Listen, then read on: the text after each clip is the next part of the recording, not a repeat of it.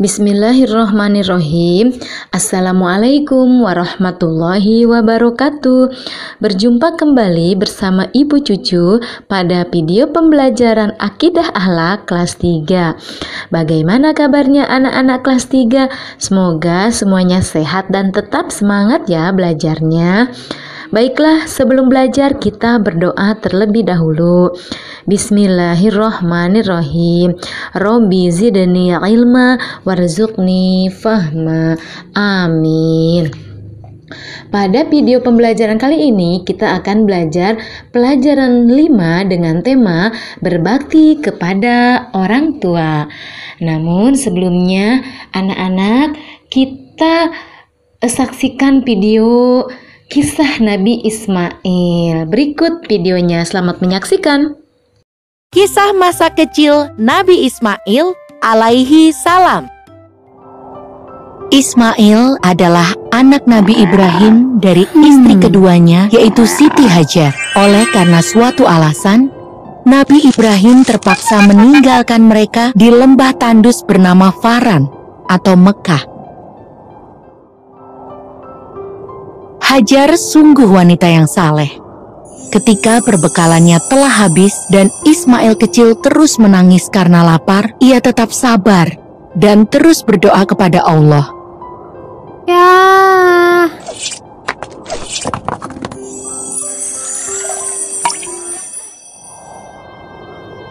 Hajar berusaha mencari air dan makanan untuk Ismail. Ia berlari di antara Bukit Syafa dan Marwah hingga 7 kali, namun tidak ada apapun di sana.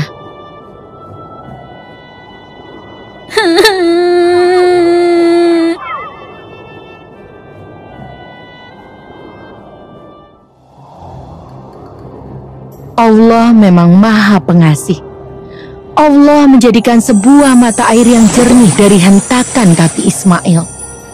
Hajar memandang mata air itu dengan takjub seraya berseru, Zam-zam, yang artinya berkumpullah.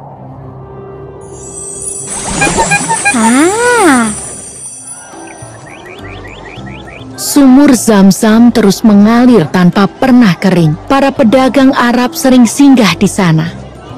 Mereka menghormati Hajar dan menyayangi Ismail yang sangat cerdas dan santun. Dataran tandus itu kini berubah menjadi subur dan ramai.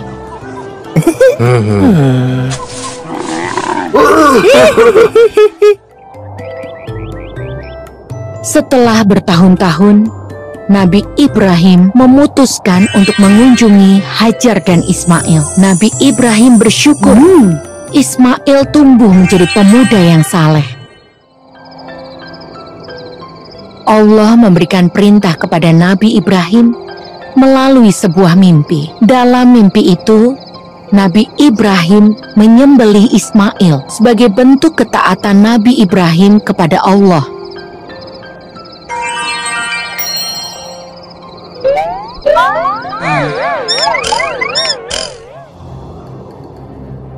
Ismail dengan tegas berkata bahwa ia siap dikorbankan. Hajar pun ikhlas menyerahkan Ismail kepada Allah.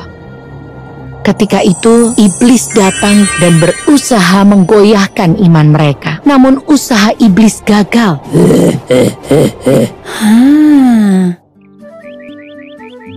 Ketakwaan Nabi Ibrahim dan keluarganya tidak tergoyahkan. Allah kemudian menyelamatkan Ismail dan menggantinya dengan seekor domba yang sangat gemuk. Sejak saat itu, Nabi Ibrahim dan keluarganya semakin taat pada Allah. Kisah ini diambil dari surat Asy-Syaffat ayat 102 sampai 107. Maka tatkala anak itu sampai pada umur sanggup berusaha bersama-sama Ibrahim, Ibrahim berkata, "Hai anakku, sesungguhnya aku melihat dalam mimpi bahwa aku menyembelihmu. Maka fikirkanlah apa pendapatmu." Ia menjawab, "Hai bapakku, kerjakanlah apa yang diperintahkan kepadamu. Insya Allah kamu akan mendapatiku termasuk orang-orang yang sabar."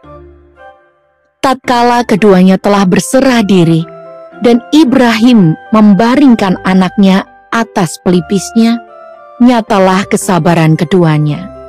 Dan kami panggillah dia, "Hai Ibrahim, sesungguhnya kamu telah membenarkan mimpi itu. Sesungguhnya demikianlah kami memberi balasan kepada orang-orang yang berbuat baik. Sesungguhnya ini benar-benar suatu ujian yang nyata. Dan kami tebus anak itu dengan seekor sembelihan yang besar." Nah, anak-anak soleh-solehah kelas 3, itulah tadi kisah Nabi Ismail.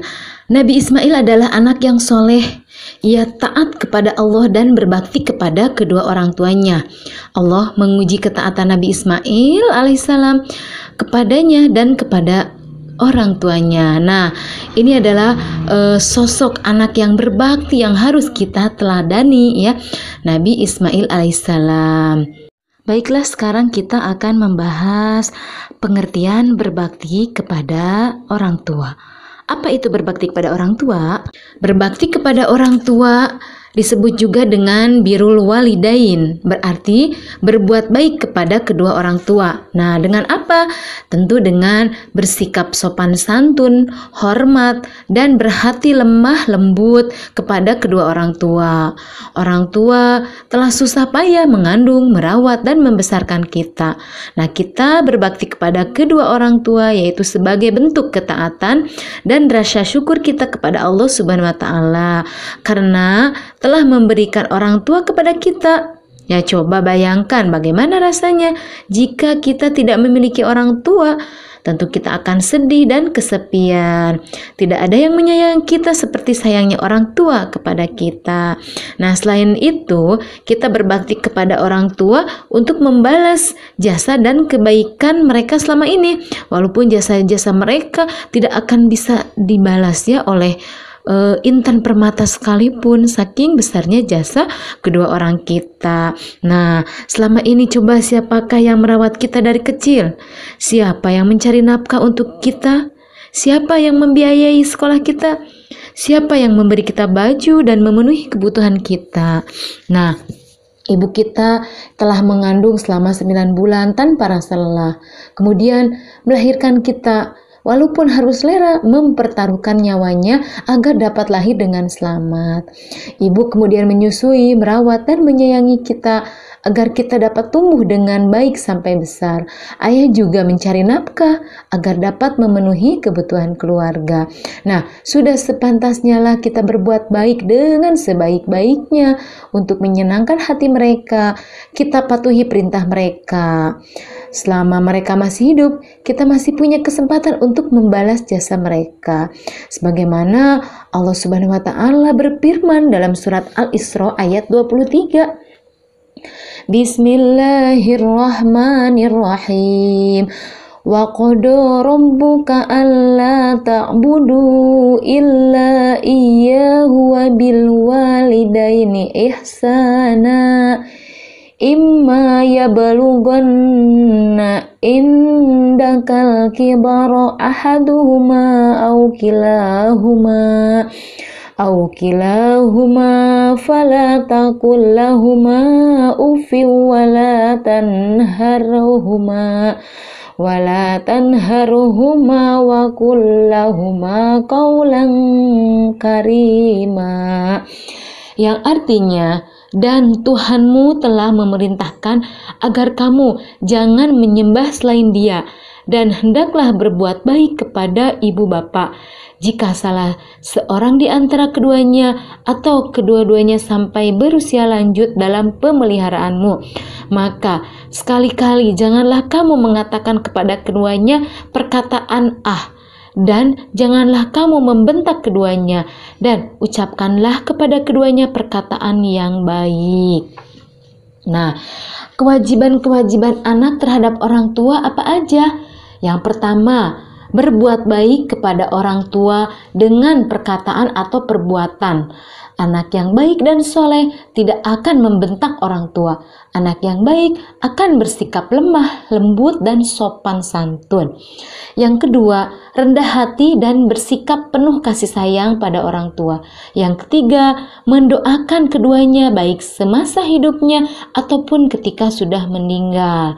Apa doanya? Yang biasa kita baca ya. Berikut ini adalah doa untuk orang tua kita. Bismillahirrahmanirrahim.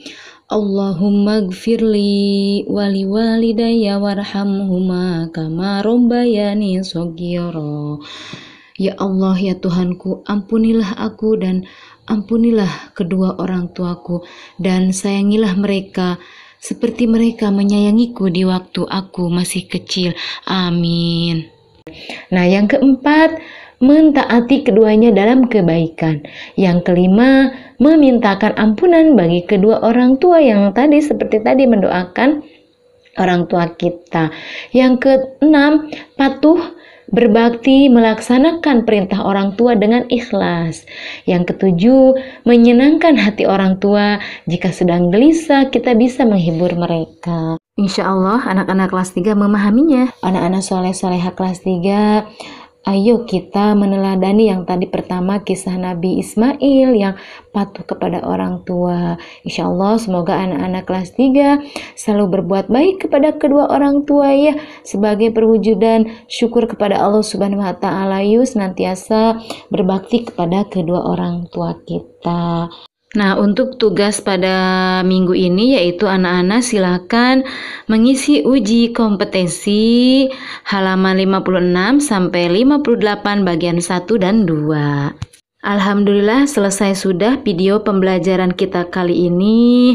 Terima kasih atas perhatiannya. Billahi taufiq wal hidayah. Wassalamualaikum warahmatullahi wabarakatuh.